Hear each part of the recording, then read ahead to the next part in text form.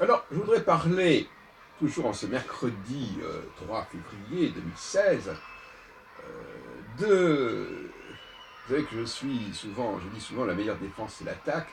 Je voudrais mettre en question, l'autre jour je mettais en cause les juristes, tous ceux qui balisent le temps et qui le font sur des bases tout à fait fragiles et précaires, qui n'ont rien à voir avec le cosmos. Et quand je dis juriste, j'entends aussi ceux qui déterminent le calendrier, non seulement électoral, mais aussi le calendrier religieux, et comme le Shabbat, etc., et les fêtes. Euh, et là, je voudrais m'en prendre, en quelque sorte, aux astrologues eux-mêmes, aux praticiens eux-mêmes, et non seulement aux praticiens de l'astrologie, ce qui ne serait pas grand-chose, mais aux praticiens de l'ensemble du champ thérapeutique, pour ne pas parler non plus de ceux qui étudient la vie politique et qui essaient de l'analyser et qui ne disposent pas des outils appropriés pour le faire. Bon. Donc, il y a deux outils qu'il faut croiser et dont on a fait totalement l'impasse au XXe siècle. C'est d'une part le cycle de 7 ans, dont j'ai pas cessé de parler depuis quelques jours, et pas seulement, et d'autre part la dualité masculin-féminin. Si on fait l'impasse sur ces deux questions, ou si tout simplement on n'a pas de compétences pour en traiter, et je peux vous assurer que quand on interroge, comme je l'ai fait, enfin, au Jardin des thérapies par exemple, ou d'autres endroits, les gens sur ces deux questions de cyclicité et de sexualité, en prenant le mot sexualité dans un sens beaucoup plus large que la simple question du sexe, mais la question en tout cas de la sexuation.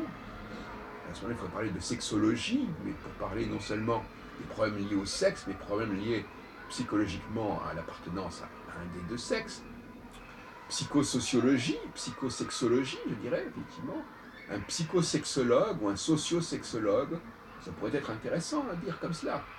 Donc, on s'aperçoit d'un vide épistémologique, d'un vide méthodologique effarant, qui se trouve comblé artificiellement par des constructions numériques factices, par une terminologie binaire sans contenu, hein, yin-yang, masculin-féminin, mais on ne sait même pas ce que ça veut dire, on emploie ces expressions comme ça en parlant d'équilibre entre deux notions qu'on ne prend même pas la peine de définir, mais qui sont vaguement associées dans les esprits à quelques poncifs, à quelques clichés.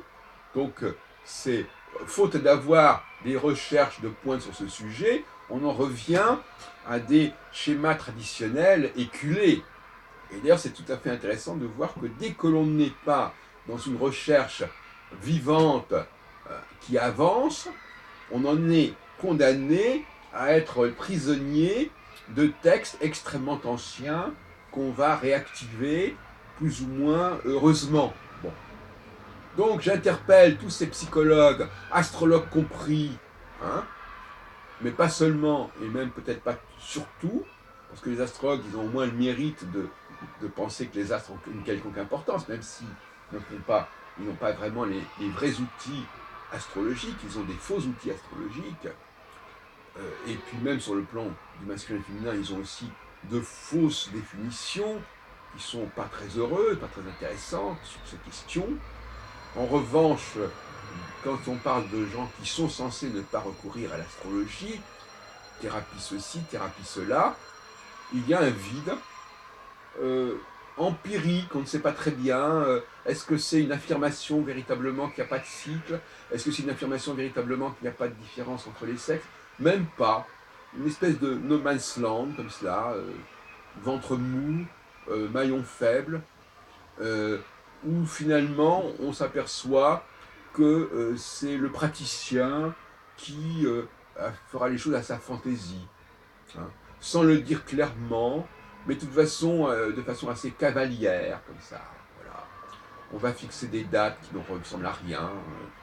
On va avoir un rapport au temps tout à fait empirique, où on suppose effectivement, comme me l'a dit une de mes interlocutrices, je crois que c'était Cécile Gordon, que finalement, de toute façon, ces cycles et toutes ces dualités, elles apparaissent de toute manière, elles émergent de toute façon, elles émanent, et donc par conséquent, même si on ne les connaît pas d'un point de vue structurel, d'un point de vue théorique, elles sont malgré tout là. Ce qui n'est pas faux, bien évidemment. Il est clair que si ces choses-là, ces notions-là ont une réalité, elles ont une prégnance, elles ont une présence dans la réalité.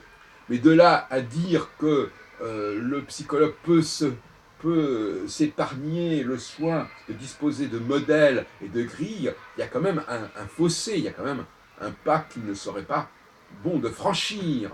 Bon.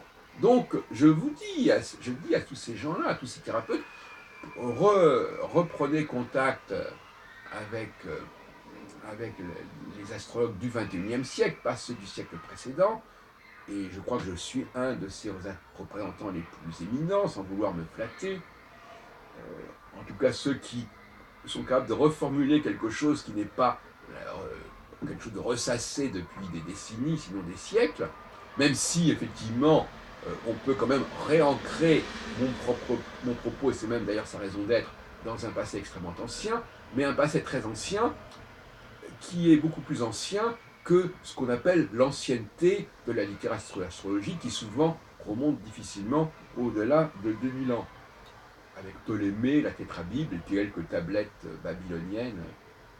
Bon, voilà. Alors, donc, voilà ce que je dis. Je dis qu'il est insupportable, déontologiquement insupportable, de continuer à aider les gens, à essayer de les comprendre, à les coacher, si l'on ne dispose pas de grille valable. Et il faut donc que ces gens-là aillent à des séminaires, aillent à des masterclass, pour que, effectivement, ils prennent possession de certains outils dont ils ne disposent pas, dont visiblement ils ne disposent pas.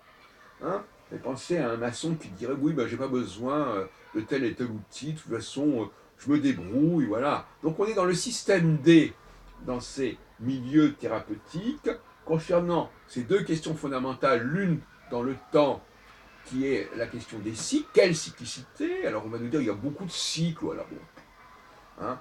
Or, il y a un cycle majeur, que d'ailleurs certains psychologues ont repéré, qui est le cycle de 3 ans et demi et de 7 ans, et les autres ne sont pas pertinents véritablement. Et puis, il y a effectivement cette problématique extrêmement importante des hommes et des femmes, qui est d'une prégnance, d'une vérité sociologique majeure, et qui, là encore, n'est pas assumée correctement, et qui fait qu'on ne se rend pas compte que les femmes et les hommes n'ont pas le même imaginaire social, n'ont pas les mêmes fascinations, n'ont pas les mêmes dénis, pour employer tout mon vocabulaire, et donc, par conséquent, on patauge dans n'importe quoi. Et lorsqu'on concerne les commentateurs politiques, on pourrait en dire autant, eux aussi ont besoin d'être recyclés, au sens de la formation permanente, n'est-ce pas? Ils ont besoin de disposer d'un certain nombre d'outils. Là, je ne parle plus des juristes, je parle des analystes. Les juristes, bien entendu, aussi. Donc, quand ils élaborent des constitutions, avec des périodicités, quand au niveau du droit civil, ils réfléchissent sur la question du mariage, des obligations, des contrats, on ne peut pas faire abstraction d'une cyclicité. Et même, éventuellement, au niveau pénal, on ne peut pas juger nécessairement les hommes comme les femmes, etc., etc. Et puis, il faut les juger par rapport à une cyclicité. Bon. Et d'autre part, donc là, nous parlons des analystes, et ces analystes, effectivement, quand ils voient des choses se produire, est-ce qu'ils sont dans l'impertinence? Je ne le crois pas, parce qu'ils n'ont pas les bons outils, n'est-ce pas? Les élections, c'est un gadget, n'est-ce pas? Je veux dire par là que, bien entendu que ça a une force. Quand on construit quelque chose, de toute façon, ça existe. Hein. Donc l'homme peut s'amuser à construire, c'est ce que j'appelle la surconscience. Alors on construit, on construit, on se construit. Par-dessus, n'est-ce pas? On fait des couches supplémentaires. Bien sûr que ça a une certaine prégnance, une certaine existence. Mais les fondations sont extrêmement fragiles. Et on le voit parce que, tout simplement, toutes ces constructions sont bafouées, tous ces programmes politiques sont bafoués, toutes ces constitutions doivent être révisées, doivent comporter des avenants, etc. Et puis finalement, entre ce qui est annoncé et ce qui doit être véritablement réalisé, il y a des différences considérables qui provoquent des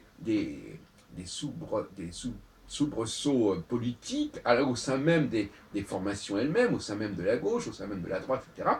Donc on est dans un monde extrêmement fragilisé, en dépit de ces structures temporelles de réélection, de démocratie, de primaires, de mandats qui font certaines durées. Tout ça est un château de cartes